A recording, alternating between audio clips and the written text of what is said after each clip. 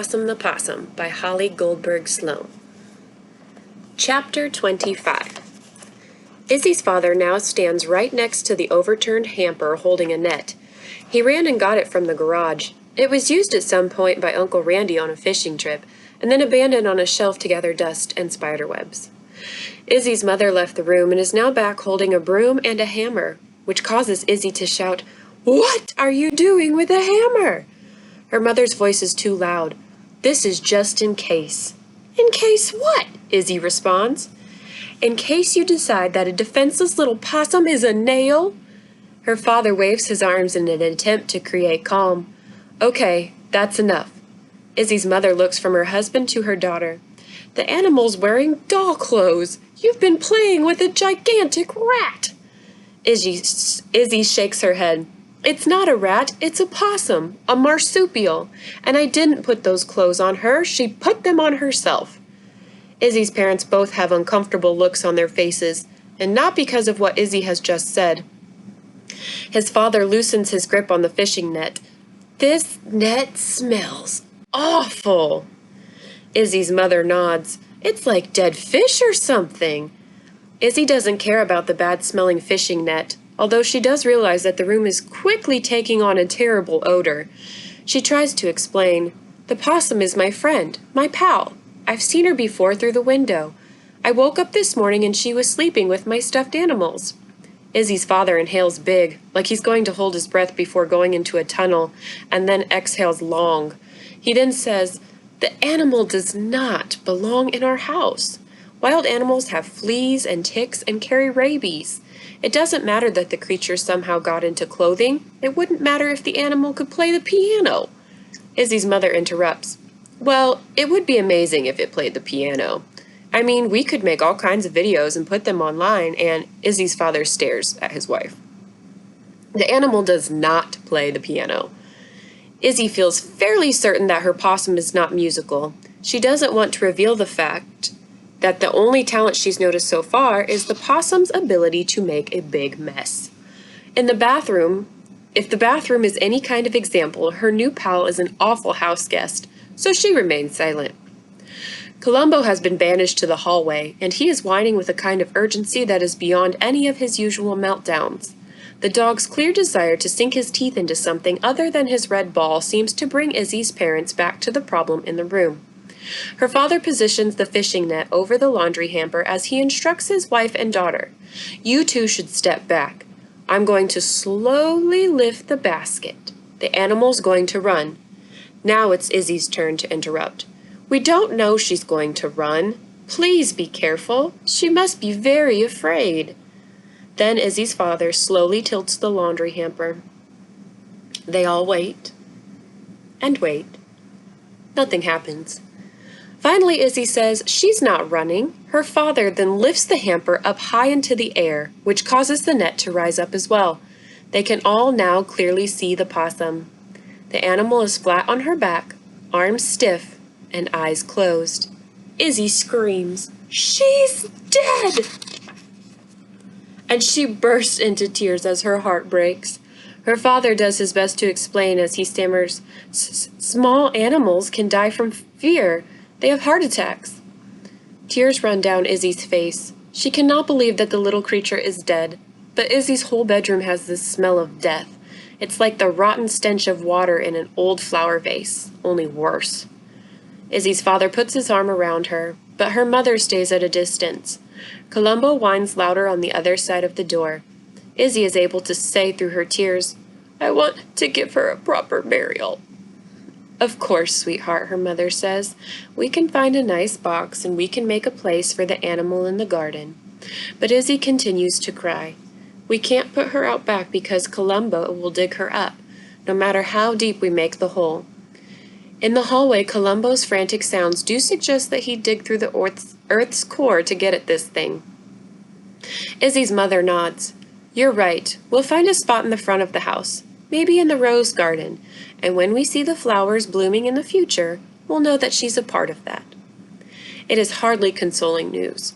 Izzy leans close to the possum and through her tears manages to say, "We are so sorry for what happened. We didn't mean to scare you." Izzy's mother and father suddenly seem to feel very guilty. Her mother puts down the hammer and places the broom against the wall. I've got a shoebox in my closet, and we have tissue in the drawer in the rec room. Nice pink paper. Izzy's father does his best to roll up Uncle Randy's old fishing net. I'll take this out to the garage.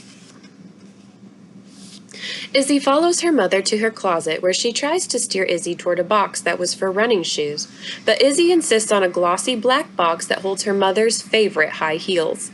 Izzy returns to her room and lifts up the possum and carefully places her on top of a bed of crisp pink tissue paper. She is surprised that the furry little animal is still warm to the touch. Izzy's parents are standing at the door waiting. They seem very anxious to get the possum out of the house and into the hole in the ground that her father has already dug, so hurriedly that his back now hurts in places he calls the L4, L5 area. Her parents seem to need to have this episode, as she hears them whisper, over as soon as possible. Her mother asks, "Do you want your father to take off the blue jacket since it belongs to your bear, and the bonnet, and the boot?" Izzy makes a face that indicates no. Her mother manages a wobbly smile. "No. Bad idea?" "Also, sweetheart, it's probably better to not keep touching the animal." Izzy stops crying long enough to say, "Can I have just a few minutes to myself to say goodbye?" Her parents exchange looks but don't speak. After a few moments, they nod and edge out of the room. Izzy stares down at the possum. She reaches her hand into the box and places it on the little animal as she says, "I'm so sorry." What happens next is the shock of shocks. The possum's little hand suddenly wraps around Izzy's finger in what can only be described as a firm grip. Izzy starts to scream, but she stops herself. "The possum isn't dead! This possum is alive!" Izzy's eyes focus on the Paddington Bear blue jacket. It moves up and down in very small increments. Why hadn't she seen this before? The animal's breathing. And then as Izzy stares into the fancy shoebox, the little possum's eyes slowly open. She looks right up at Izzy, and with an expression that can only be described as relief, her little possum mouth opens, and she smiles. It's the smile that does it. Izzy takes action. She scoops the possum out of the shoebox and runs to her bureau. She opens the top drawer, which is filled with soft cotton t-shirts. She then sets the possum down, she hopes in a comfortable position, and shuts the drawer. Izzy next goes to her bathroom. She grabs the shampoo bottle out of the trash can and quickly fills it halfway up with water. She tests the weight and adds another inch of water. Better. Izzy runs back to her bed, puts the shampoo bottle in the shoebox, and pads the tissue around the container to keep it snug. She places the top on the shoebox and then grabs a ribbon from her night table. She wraps the ribbon around the box and ties it tight. She is just finishing the bow when her bedroom door opens. Her mother looks in. "How's it going?" "Izzy, are you ready?" Izzy, no longer crying and newly energized, tries to look sad, which is hard because she is anything but sad, and not an actor. She secures the ribbon and attempts to sound full of sorrow. "Yes, I said my goodbye. Let's go put her in the front yard right away." Izzy lifts the shoebox and starts for the door. She hasn't gotten far before Columbo charges in. The dog jumps up to get at the shoebox. Izzy's father appears from the hallway and reaches for the dog's collar, but Columbo angles in the other direction and gallops, which is an accurate description of how the frenzied canine moves when he's focused on something. Into the bathroom. Izzy's mother takes off after him. "Columbo, get out of here!" The dog's nose goes to the ground as he frantically sniffs the floor tiles as if they are coated with beef jerky. Then, before Izzy's mother can gain control, Columbo bolts back into the bedroom.